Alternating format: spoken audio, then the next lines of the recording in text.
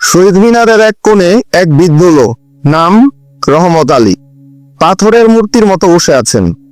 তার চোখ দুটো সাদা হয়ে গেছে, তিনি চোখে দেখেন না। তার হাতে একটি ভাঁজ করা অনেক পুরনো হলুদ হয়ে যাওয়া কাগজ।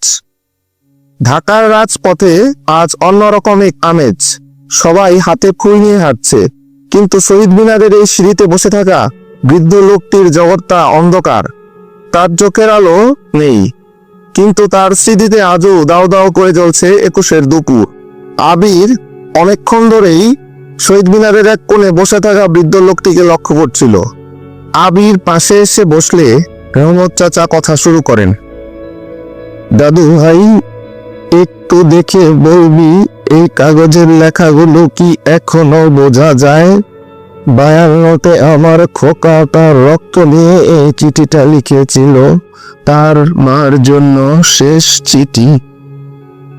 আবির কাগজটি হাতে নিয়ে অবাক হয়ে, আপনি কি খোকার বাবা? 1952-র সেই মিছিলের সেই ছাত্রটির বাবা?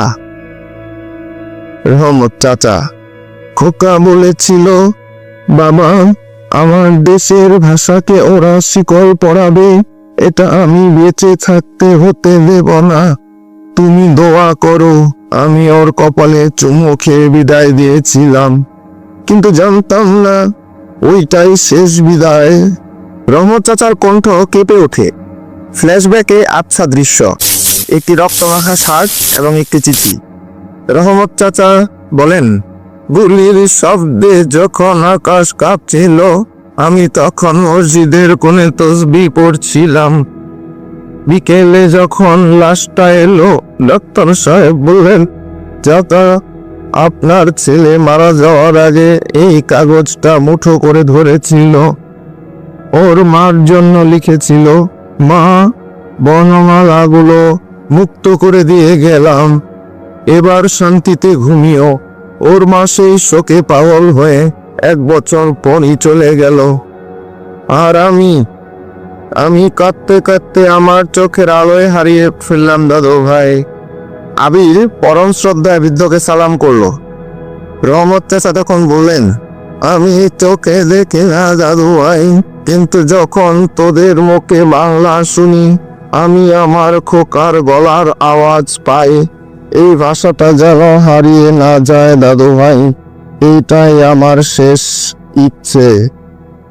আর খোকার আত্মার শান্তি পাবে তখনই যখন এই ভাষাটা সঠিকভাবে ব্যবহার হবে সব জায়গায়। এরপর আবির রহমত চাচাকে সাথে নিয়ে শহীদ মিনারে ফুল দিতে যায়। শহীদ বেদিতে ফুল দেওয়ার সময় রহমত চাচা অঝরে কাঁদেন তার খোকার জন্য।